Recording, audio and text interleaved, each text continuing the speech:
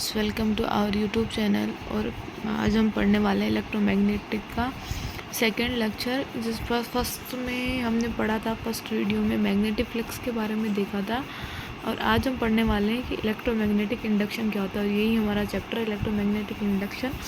कि electromagnetic induction होता क्या है। तो इलेक्ट्रोमैग्नेटिक इंडक्शन एक ऐसी क्या बोलते हैं डेफिनेशन है या एक ऐसा स्टेटमेंट है कि किसी भी कोयल के पास में जब हम किसी कंडक्टर को लाते हैं, कोई भी कंडक्टर है जैसे कि कोयल वगैरह कुछ भी, उसके पास में जैसे हम किसी मैग्नेट को लाते हैं, तो जब मैग्नेट को उसके पास में लाते हैं तो उसके जब मैग्नेट को उसके पास में लाते हैं तो कोयल के जो मैग्नेटिक फ्लक्स है उसमें क्या होता है, चेंज होता है। जैसे ही कोयल या जो भी हमने कंडक्टर उसके पास में लिया, उसके मैग्नेटिक फ्लक्स में क्या होता है, चेंज होता है। तो जैसे वो मैग्नेटिक फ्लक्स में चेंज होता है तो उसके अंदर एक ईएमएफ इंड्यूस होता है। एंड जो ईएमएफ इंड्यूस होने की जो ये प्रोसेसिंग है, इस प्रोसेसिंग को हम क्या बोलते हैं, ईएमआई बोलते हैं या फिर इलेक्ट्रोमैग्नेटिक इंडक्शन बोलते हैं। सो इसके डेफिनेशन देखते हैं अपन कि the phenomenon of inducing EMF when ever there is a change in a magnetic flux. जब किसी कि कंडक्टर के मैग्नेटिक फ्लक्स के अंदर चेंज होता है तो उसके फिनोमिना को हम क्या बोलते हैं, इंड्यूसिंग ईएमएफ बोलते हैं।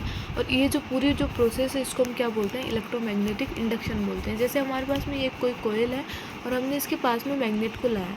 अब मैग्नेट को जब जैसे जैसे हम लाएंगे तो मैग्नेट को इसके पास में हम ला रहे हैं तो यहाँ पे क्या हो रहा है, मैग्नेटिक फील्ड लाइन्स संख्या ज़्यादा बढ़ रही है।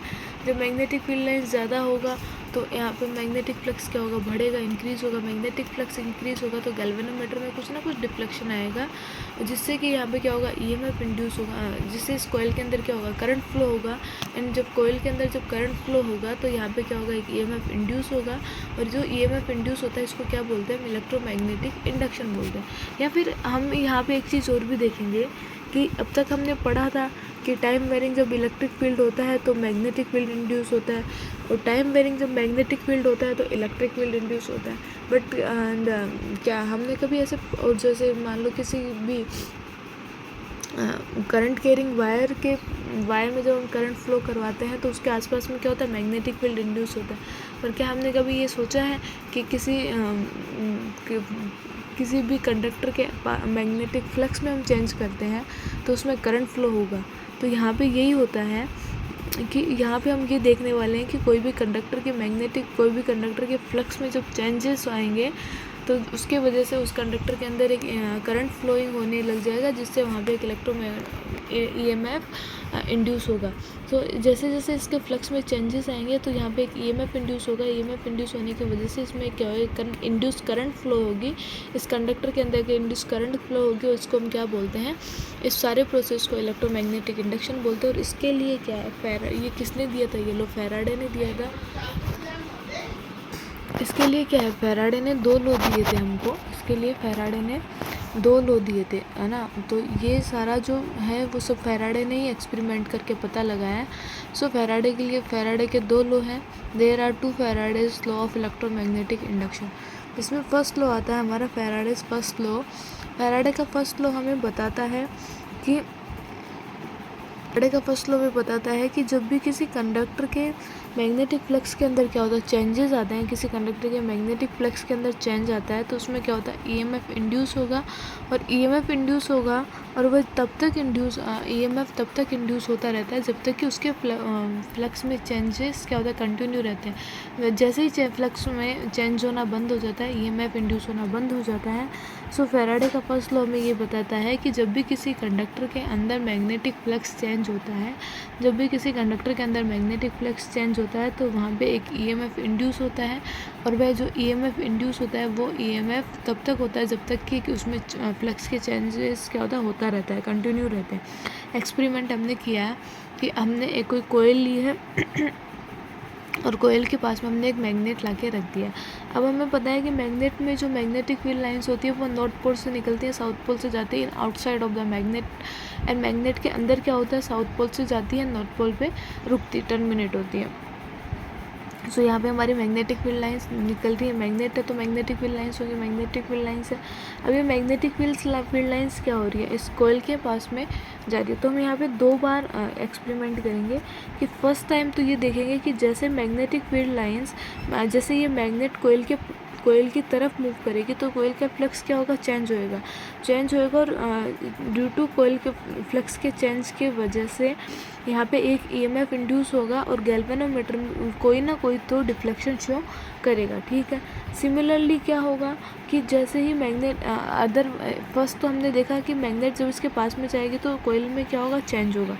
सेकंड हम ये देख रहे हैं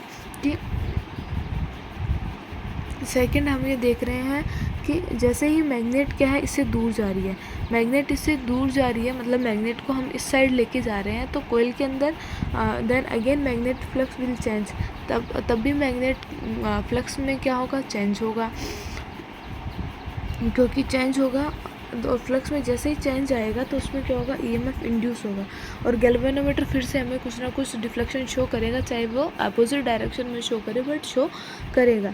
एंड थर्ड हम एक्सपेरिमेंट करते हैं कि मैग्नेट को हम कहीं भी मूव ना करवाएं, वो जैसे है वैसे के वैसे रख के, मतलब मैग्नेट को हम स्टेशनरी रख दें तो उसके फ्लक्स में कोई चेंजेस नहीं होगा, क्योंकि बिकॉज मैग्नेट में जब मैग्नेट जब कुछ मूव ही नहीं कर रही है तो उसके फ्लक्स के अंदर कोई भी चेंज नहीं होगा, फ्लक्स जैसा है वैसा का वैसा ही रहेगा कोयल का, and hence no EMF will induce, और वहाँ पे कोई ईएमएफ इंड्यूस नहीं होगा।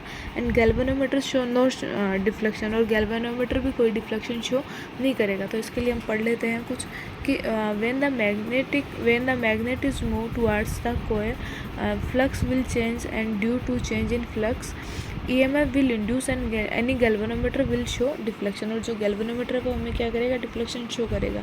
सेकंड है कि when the magnet is move away from the coil, कि जैसे हम मैग्नेट को दूसरी साइड में, कोयल के दूसरी साइड में मूव करवाते हैं तो again magnetic flux will change, again दोबारा से मैग्नेटिक फ्लक्स चेंज होगा, and due to change in magnetic flux EMF will induce and galvanometer shows deflection, और मैग्नेटिक फ्लक्स के इस चेंज की वजह से EMF इंड्यूस होगा और गैल्वेनोमीटर फिर से हमें कोई ना कोई डिफ्लेक्शन शो करेगा। थर्ड है हमारा कि if the magnet is not move, कि मैग्नेट मूव नहीं हो रहा at all, flux will not change, तो फ्लक्स चेंज नहीं होगा, and hence no EMF will induce, और यहाँ पे कोई भी ईएमएफ इंड्यूस नहीं होगा, and galvanometer show no deflection, और गैल्वेनोमीटर पे कोई भी शो डिफ्लेक्शन शो नहीं करेगा।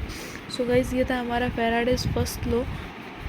फैराडे के फर्स्ट लॉ का भी हम स्टेटमेंट पढ़ लेते हैं कि it states that whenever there is a change in magnetic flux EMF will induce and that EMF last as long as in change in flux continue. Faraday का second law हम अगली वाली वीडियो में पढ़ेंगे। हमारा फैराडेज फर्स्ट लॉ था।